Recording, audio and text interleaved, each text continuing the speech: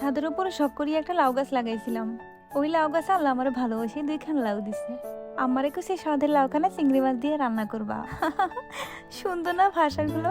এই টাইপের ভাষা ব্যবহার করতে আমার অনেক ভালো লাগে। আসসালামু আলাইকুম এভরিওয়ান, সবাই কেমন আছেন? আশা করছি অনেক ভালো আছেন।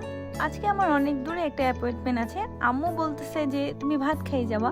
আমি এই ছাদের উপর অনেক শখ করে একটা গাছ লাগিয়েছি, গাছের মধ্যে 2টা শুধু লাউ ধরছে। ওই লাউর ভিতরে একটা লাউ আমার আম্মুকে বললাম যে চিংড়ি মাছ দিয়ে রান্না করো।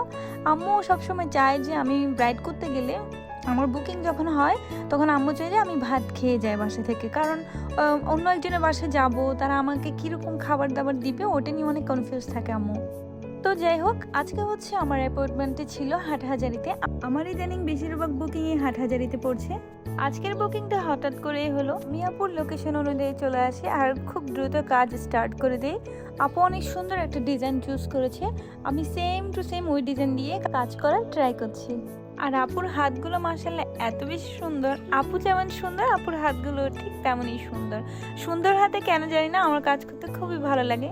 এমন না যে আমি কালোদেরকে অসম্মান করছি, কিছু কিছু কালো মানুষের হাতও আছে, শেপটা অনেক সুন্দর সুন্দর লাগে আমার। মানে যাদের হাতের শেপ সুন্দর হয় তাদের কাজগুলো করতে অনেক ভালো লাগে আমার। এটা হচ্ছে মোস্ট ইম্পর্টেন্ট পার্ট। আপুর হাজব্যান্ডের নাম লিখতেছিলাম, তবে এখানে একটা মিস্টেক হয়ে গেছিল নামে, পরে আবার এটা আমরা সংশোধন করছি। এদিকে আপুর বড় বোন 3-4 বার ব্যর্থ হওয়ার পরেও আমাদের জন্য কি পিঠা বলে এটাকে আমি ভুলে গেছি, চিতল পিঠা মেবি, ওইটা বানাইছে, কিন্তু অনেক মজা হয়েছিল খাইতে। যাই হোক, আপুর 2 পার্ট করা শেষ। 2 পার্ট শেষে আমি একটু ফটোশ্যুট করতেছি। আসলে কি সুন্দর লাগছে তাই না? কেমন হয়েছে অবশ্যই কিন্তু কমেন্ট করে জানাবেন।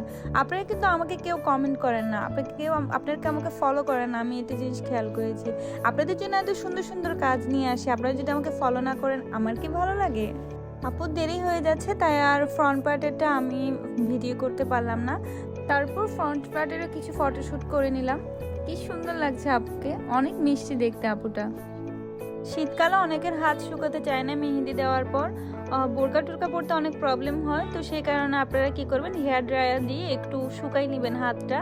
দেখেন বেশিরভাগ মানুষেরই কিন্তু হাত শুকায় না সহজে, তারা এই পদ্ধতিটা ব্যবহার করতে পারেন।